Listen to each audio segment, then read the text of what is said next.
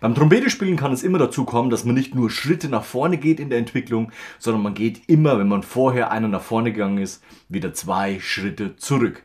Man verkrampft zu sehr, man setzt die Messlatte viel zu hoch und jetzt heißt es wieder besinnen auf die Basis. Worum geht es denn eigentlich von Grund auf beim Trompetespielen? Was muss passieren, damit eben unser Trompeteninstrument klingen kann? Wir bewegen uns hier jetzt ausschließlich in der Mittellage. Das heißt dort, wo eben keine große Anstrengung notwendig ist, um eben Spitzentöne bzw. tiefe Töne irgendwie versucht werden zu erreichen. Sondern hier ist es wichtig, wir machen unseren Ansatz, setzen unser Mundstück an.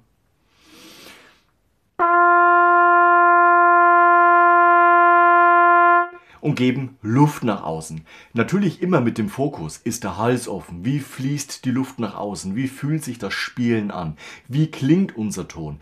Geht er nach unten weg? Bleibt er stabil oder verändert sich die Klangfarbe, während man den Ton aushält?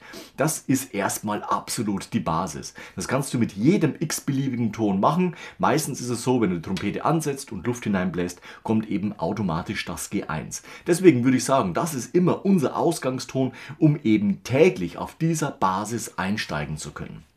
Wenn du bemerkst, du bekommst die Luft frei nach außen, du spürst keine Blockaden, es klingt auch ordentlich und vernünftig. Wenn du mit dem Überdämpfer spielst, dass du nicht mit zu viel Druck in den Überdämpfer spielst, weil Druck erzeugt Gegendruck, das heißt, wir spielen uns ein viel zu festes, viel zu verkrampftes, am Ende, wenn du einen Dämpfer zum Beispiel abmachst, viel zu lautes Trompete-Spielen an. Deswegen immer wichtig, beweg dich im Mezzo-Piano, Mezzo-Forte-Bereich, auch im Überdämpfer und wir spielen jetzt offen weiter, nämlich chromatisch, wir lassen die Töne fließen.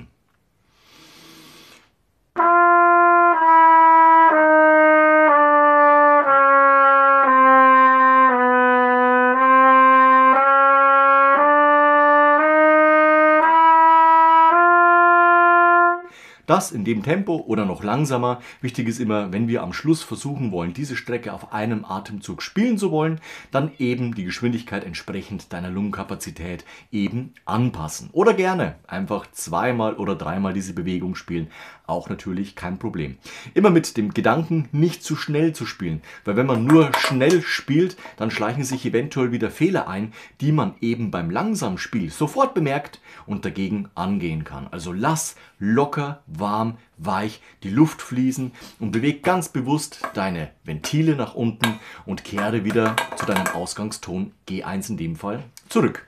Wenn du auch hier merkst, alles wunderbar, dann gehen wir noch drüber hinaus, nämlich in die tiefe Lage bis zum kleinen Fis und eben auch hier wieder zurück. Wir passen die Geschwindigkeit etwas an. 1, 2, 3.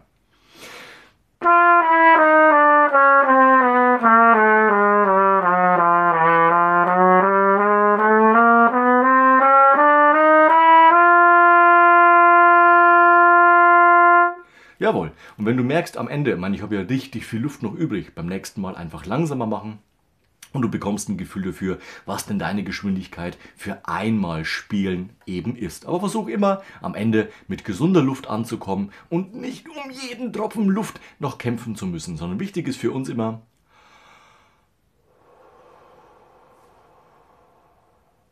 dieses weiche, offene Spiel. Nicht drücken, nicht forciert spielen, nicht um jeden Tropfen Luft kämpfen, sondern immer, wenn du merkst, du brauchst Luft, atmen und weiter geht die Linie. Und wenn du bemerkst, dass nach unten das kein Problem für dich ist, dann begeben wir uns auf den gegenteiligen Weg, nämlich nach oben. Auch hier erstmal der Weg bis zu C2 und eben wieder zurück. Los geht's. 1, 2, 3.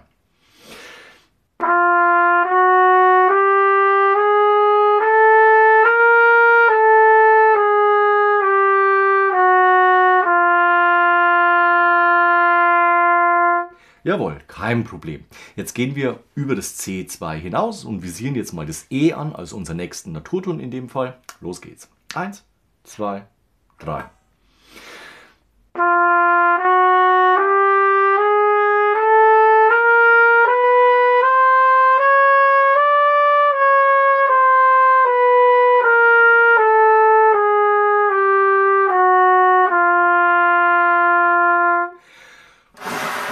Zwischenzeitlich auch mal ruhig in das Mundrohr mit offener Wasserklappe.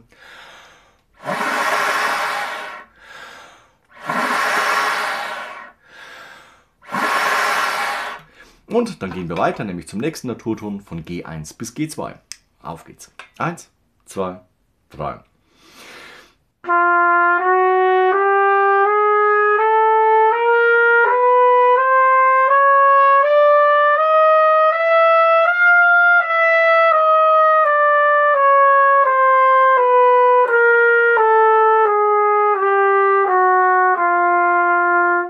Jawohl. Und du merkst, die Übung, die geht immer bis zum nächsten Naturton, bis zum nächsten Naturton. Wenn du jetzt in die höhere Lage gehst, du merkst, okay, jetzt auf einmal drücke ich aus dem Hals raus, um eben bis zum nächsten Ton noch zu kommen, dann beweg dich erstmal nicht in dieser extremen Lage für dich, sondern beweg dich in einer gesunden Lage und kombiniere auch dieses nach oben spielen und nach unten spielen bis in die kleine Oktave hinein. Und du hast eine wunderbare Übung, um eben Luft nach außen zu bringen. Merkst du, dass dein Kopf ganz woanders ist und du gestresst bist bzw. von vielen Ablenkungen eben nicht beim Trompete spielen mental bist, dann mach gerne vorher ein paar Atemübungen, gerne auch im Stehen. Wir haben das in anderen Videos schon gemacht, nur hier mal kurz ein Einblick. Also dieses durchs offene Mundrohr atmen haben wir schon gemacht. 2 Finger zwischen die Zähne. Öffne den Kehlkopf, du kannst hier atmen und deinen Körper viel bewusster wahrnehmen.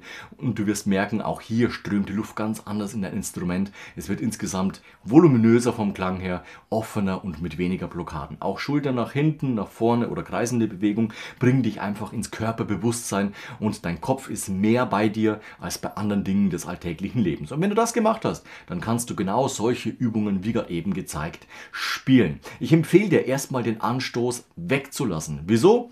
Wir lassen die Luft fließen, weich nach außen bringen wir diese und dann klingt es auf der Trompete auch gut. Und das ist einfach ein guter Start, weil wir gehen immer in dieses rein und raus. Und wenn du die Zunge dazu nimmst, dann ist es schon ein weiterer Schritt.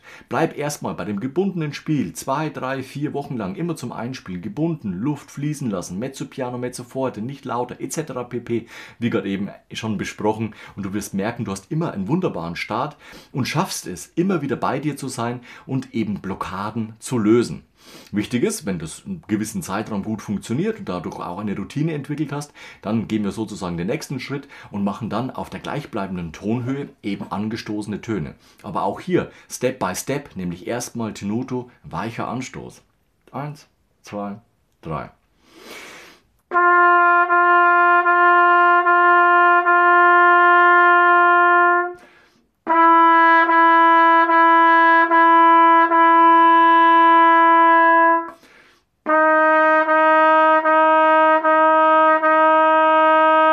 Also du merkst, wir gehen richtig in die Basis rein. Keine großen Sprünge oder mir ist langweilig bei diesen Übungen, sondern immer dich beobachten, während du diese Sachen spielst und gut hinhören, was kommt denn aus der Trompete raus. Und du wirst bemerken, du kannst deinen mittleren Bereich wieder sehr gut ausbauen. Du schaffst auf dieser gefestigten Basis, auf diesem Fundament leichter das Haus zu errichten, als wenn es unten schon anfängt zu schwimmen und oben alles nur noch mit Glück zu tun hat. Also bau diese Routine auf und weiter aus vor allem und du wirst merken, dass du in der Mittellage, in der tiefen Lage, in der anfänglich hohen Lage wunderbar weich einen schönen Klang hast zu spielen.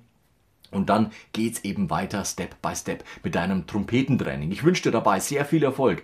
Bei diesen Themen kommen immer wieder Fragen auf, deswegen ab in die Kommentare oder schreib mir persönlich und gerne am Ende noch ein Like und Abo.